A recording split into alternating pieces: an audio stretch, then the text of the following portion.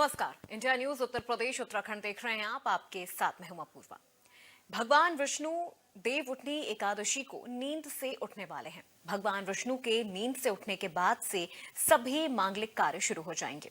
देव उठनी एकादशी का महत्व बाकी एकादशी की तुलना में काफी ज्यादा है। दरअसल देव उठनी एकादशी पर 4 महीने की निद्रा के बाद भगवान विष्णु जागते हैं। आज हमारे इस खास पेशकश में हम बात करेंगे देव उठनी एकादशी पर।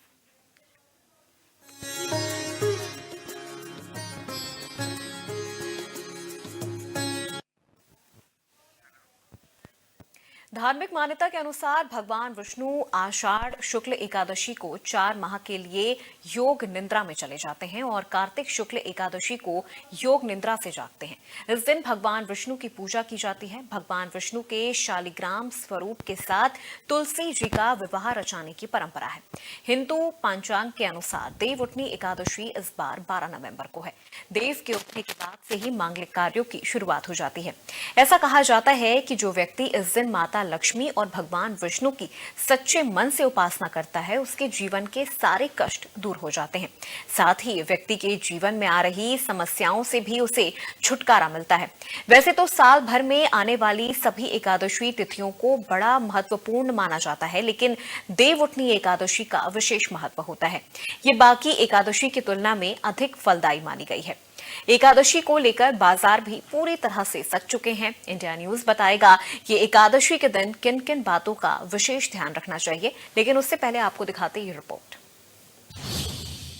इस वक्त मेरी मौजूदगी सुल्तानपुर शहर के सब्जी मंडी में है, जहां पर एकादशी पर्व को लेकर के बाजार गन्नों से, सिंघाड़ों से, गंजियों से, फलों से यहां पर पूरा पटा पड़ा हुआ। हमारे कैमरामैन दिखाएंगे कि यहां पर किस तरह से गन्ने बिकते हुए नजर आ रहे हैं और साथ ही यहाँ पर सिंघाड़े हैं जो ये चढ़ाए जाते हैं एकादशी के दिन, और साथ ही यहाँ गंजियाँ भी बिक रही हैं।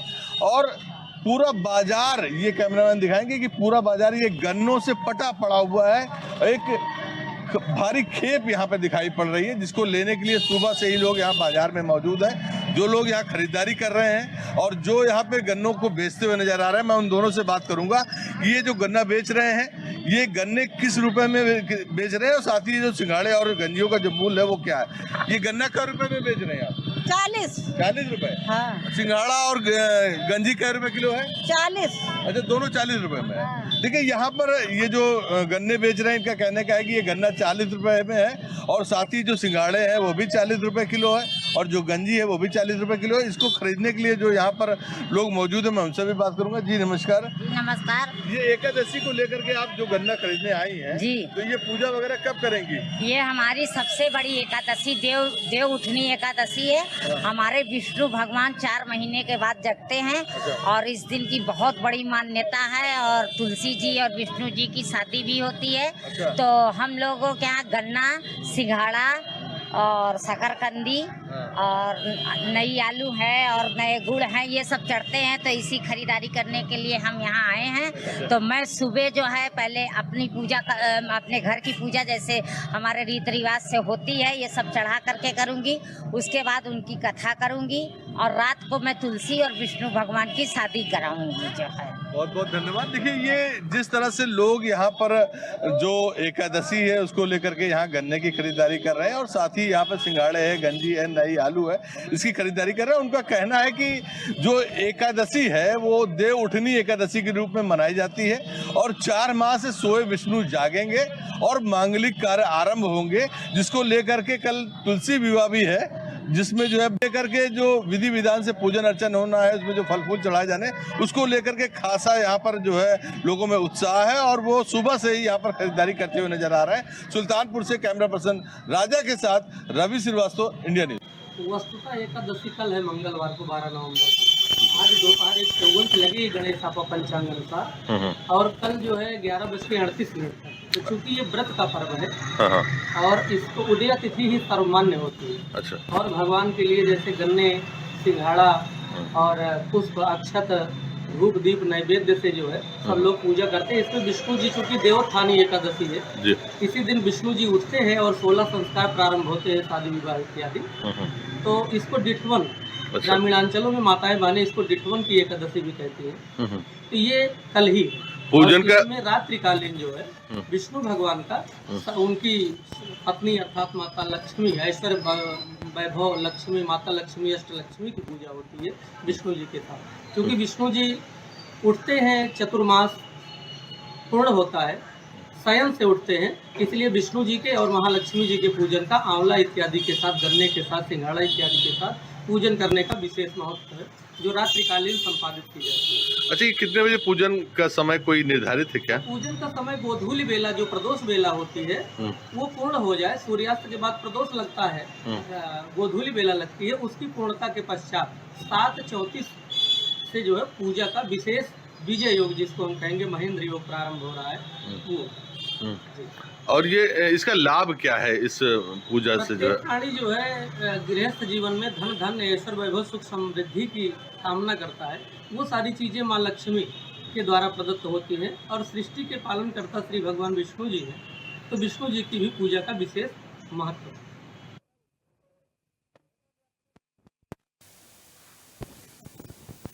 और देवउठनी एकादशी के महत्व, पूजा की विधि, किन किन बातों का हमें खास ध्यान रखना चाहिए, इन सब सवालों के जवाब लेंगे। और हम सीधा रुख करते हैं हमारे आज के खास मेहमान ज्योतिषाचार्य हैं आचार्य लंकेश जी। उनसे हम जानते हैं कि देवउठनी एकादशी को लेकर इतनी मान्यताएं क्यों हैं और ये बाकी एकादशी से क्यों इतनी अलग है। आचार्य जी, आपका बहुत स्वागत है इंडिया न्यूज उत्तर प्रदेश उत्तराखंड पे। सबसे पहले तो आपसे मैं ये जानना चाहूंगी कि देवउठनी एकादशी, जिस दिन ये कहा जाता है कि भगवान विष्णु इस दिन नींद से जागते हैं और तमाम जो मांगलिक कार्य होते हैं वो इस दिन से प्रारंभ हो जाते हैं, लेकिन ये बाकी एकादशी से इतनी ज्यादा महत्वपूर्ण और इतनी ज्यादा फलदायी क्यों मानी गई है?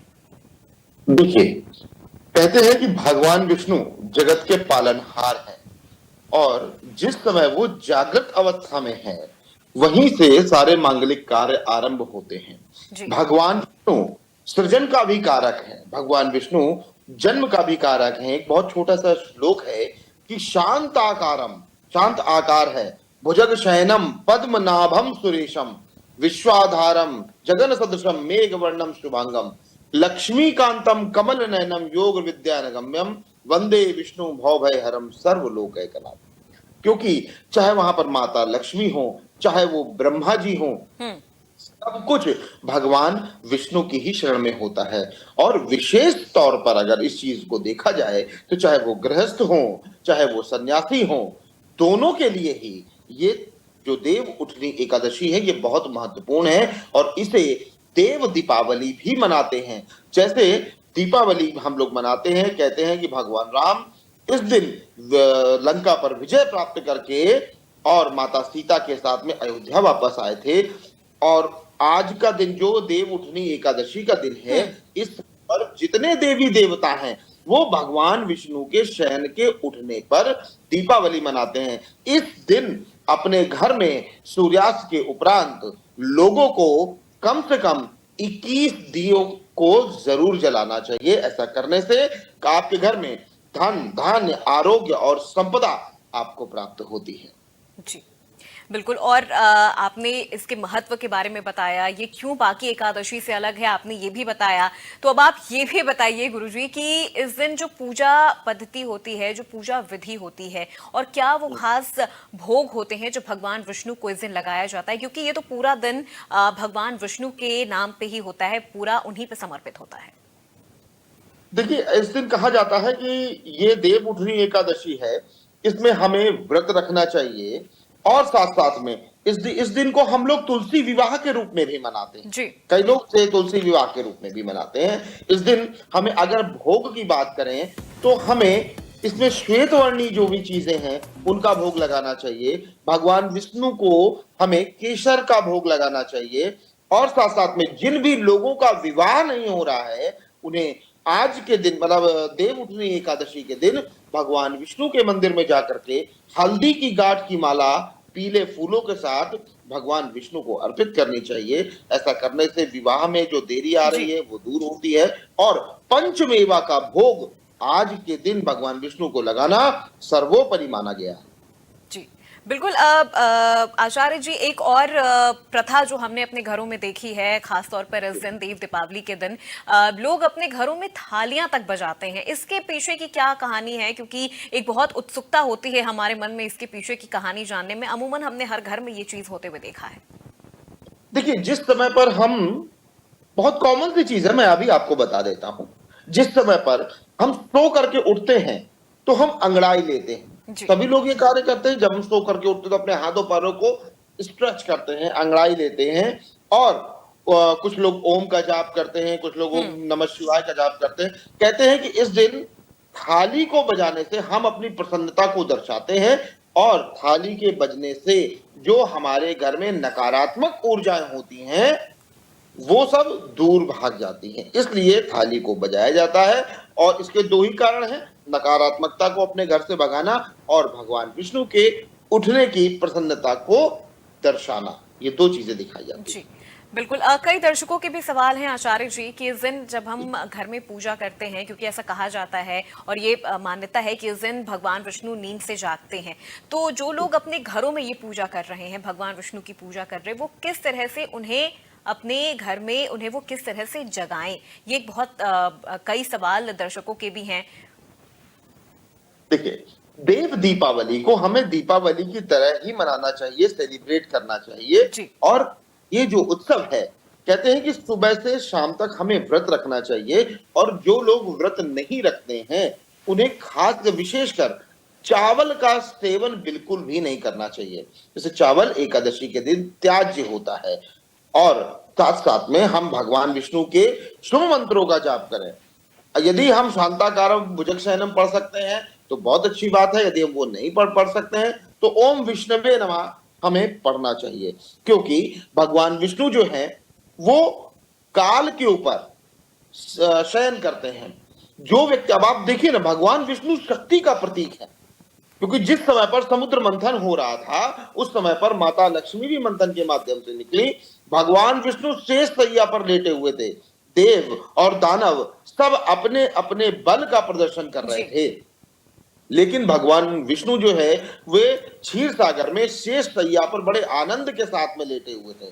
तो माता लक्ष्मी ने इस चीज पर विचार किया कि ये व्यक्ति कौन है जो हमारी तरफ आकर्षित नहीं हुआ। तो बोले ये तो भगवान विष्णु है, जगत के पालनहार हैं। तो वहां पर माता लक्ष्मी का स्वयंवर होना था, और उन्होंने वहां पर जाकर के भगवान विष्णु को वरमाला पहना दी। तब से विष्णु लक्ष्मी की हो गई, और साथ साथ में जो लक्ष्मी माता है वो भगवान विष्णु की हो गई। और वहां पर एक चीज और देखने को आती है, जो उदाहरण हमारे आपके जीवन में है, कि हम सब धन के पीछे भाग रहे हैं। नहीं, हमें अपना बल बढ़ाना है, अपनी शक्ति बढ़ानी है, अपना ज्ञान बढ़ाना है, अपना गौरव बढ़ाना है। जब ये सारी चीजें बढ़ जाएंगी तो माता लक्ष्मी स्वयं हमारे पास में आ जाएंगी, क्योंकि माता लक्ष्मी भगवान विष्णु के चरणों को दबा रही हैं। क्यों? क्योंकि भगवान विष्णु ने काल पर विजय प्राप्त करी। क्योंकि जो सर्प है, जो सांप है, जो शेष है, उन्हें काल बोला जाता है, और उस पर तो वो लेट करके सो रहे हैं, और तभी उनके बल और उनकी नाभि से भगवान ब्रह्मा निकले हुए हैं, जिन्होंने सृष्टि का सृजन किया। इसलिए माता लक्ष्मी उनके पांव दबा रही हैं। इसलिए गृहस्थों को व्रत रख करके, या सन्यासियों का तो अपना विशेष पूजन होता है, मैं केवल गृहस्थ को बता रहा हूं, व्रत रख करके पूजन पाठ इत्यादि करें, भगवान विष्णु का जाप करें। विशेषकर आज के दिन पर प्रयास करें कि आप झूठ इत्यादि ना बोलें, क्रोध ना करें, और शाम के समय 21 घी के दिए जला करके भगवान विष्णु के समक्ष रखें, और भगवान विष्णु के विशेष मंत्रों का जाप करें, और अपने परिवार के साथ आनंद लेकर के भगवान विष्णु के उठने की प्रसन्नता को आप मनाएं, त्योहार के रूप में मनाएं। जी बिल्कुल। आचार्य जी, आपने एक जिक्र किया कि इस दिन चावल नहीं खाना चाहिए। इसके पीछे की कई कहानियां हमने बचपन से सुनी है, लेकिन इसके पीछे की जो असल कहानी है, जो मान्यता है, जो प्रथा है, वो क्या है? देखिए, ऐसा कहा जाता है, देखिए लोकोक्तियां हैं और जो कहानियां हैं उनका एक अपना सेगमेंट है, उस पर चर्चा मैं नहीं करूंगा। मैं आपको एक वैज्ञानिक कारण इसका बता दूं। जी। ऐसा कहा जाता है कि इस दिन जो है वो चंद्रमा वो धरती के सबसे करीब आने के लिए बिल्कुल रेडी हो जाता है, एकादशी से पूर्णिमा तक।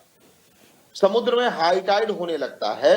और आज के दिन यदि हम चावल खाते हैं तो हमारे शरीर में जो जल की मात्रा है वो बहुत तेजी से ऊपर नीचे होती है। जिन लोगों को आपने देखा होगा कि वृद्धावस्था में कभी कभी उनके शरीर में स्वेलिंग आने लगती है, उसका विशेष कारण यह भी होता है कि एकादशी के दिन चावल खाने से यह नहीं होता कि कोई आपको पाप पड़ जाएगा या ऐसा हो जाएगा, लेकिन वैज्ञानिक दृष्टिकोण से एकादशी के दिन चावल आपको इसलिए नहीं खाना चाहिए क्योंकि जो चंद्रमा का, जो मून का ट्रांजैक्शन है वो धरती के करीब होना आरंभ हो गया है और वो जल को अपनी ओर आकर्षित कर रहा है।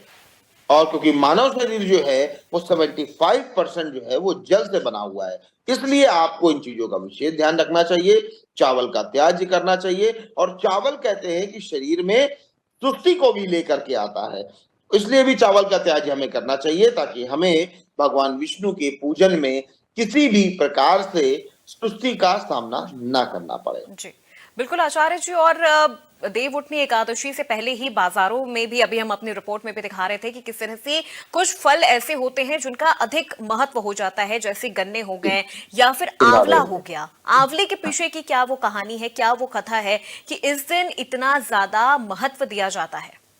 जी देखिए, आंवला का, गन्ने का, सिंघाड़े का, इन सब चीजों का बड़ा विशेष महत्व है।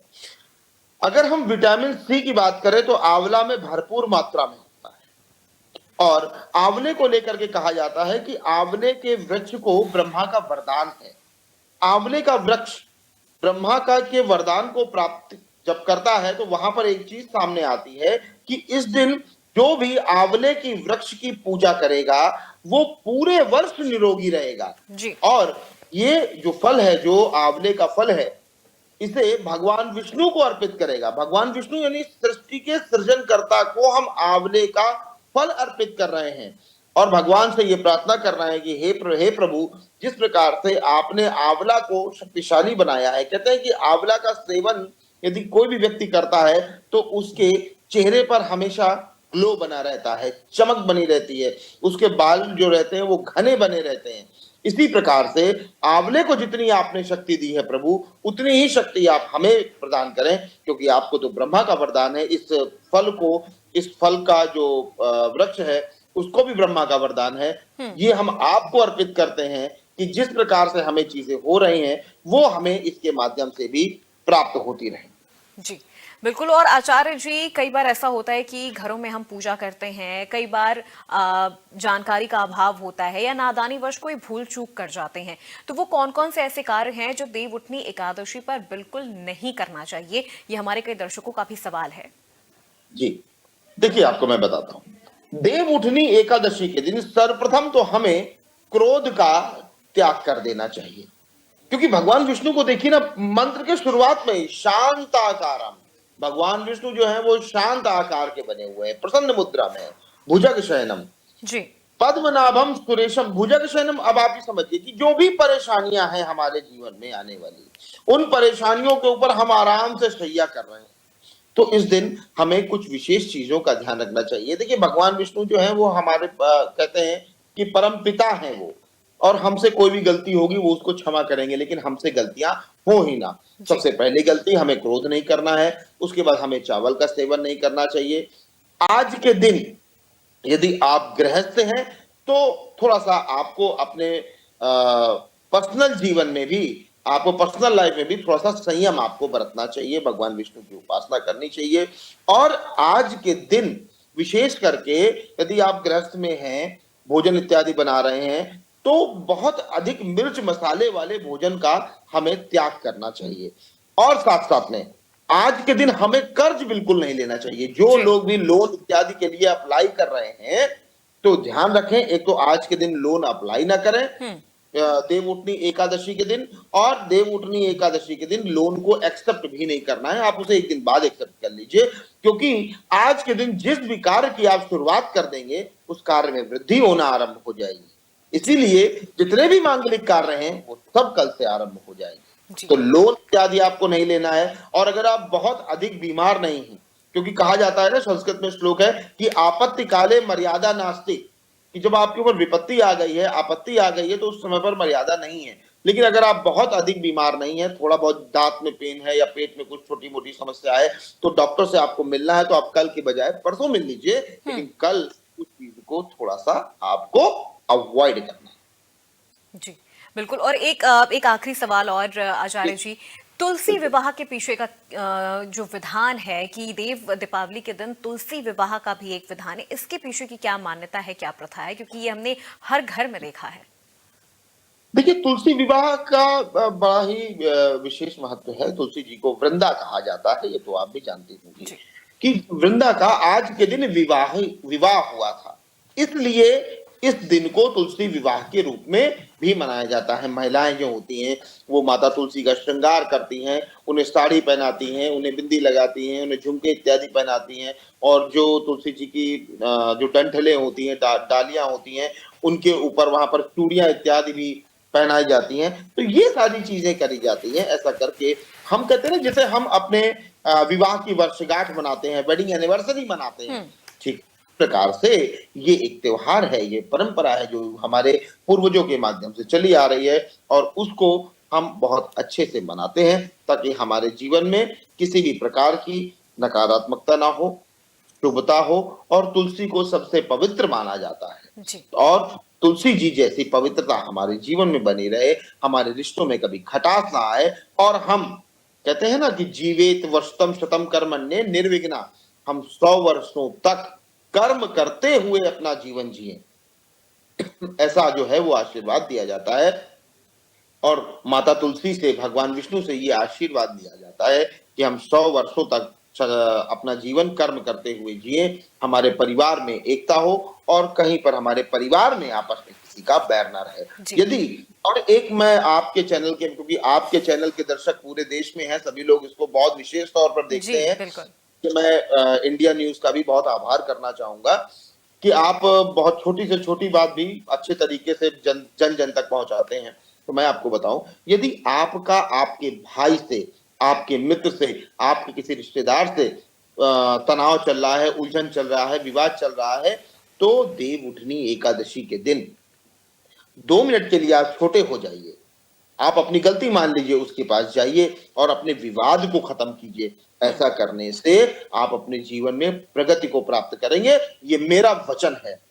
जी बिल्कुल, बहुत शुक्रिया आचार्य लंकेश जी। आपने देव दीपावली, देव उठनी एकादशी को जितने ही आध्यात्मिक महत्व इसके बताए हैं, उतने ही वैज्ञानिक महत्व भी आपने बताए हैं। तो हम उम्मीद करते हैं हमारे दर्शकों के लिए जो तमाम उनके जहन में सवाल होंगे, उन तमाम सवालों के जवाब उन्हें मिल गए होंगे। तो हमारे आज की इस खास पेशकश में मेरे साथ बस इतना ही। प्रदेश की तमाम खबरों के लिए आप देखते रहिए इंडिया न्यूज उत्तर प्रदेश उत्तराखंड।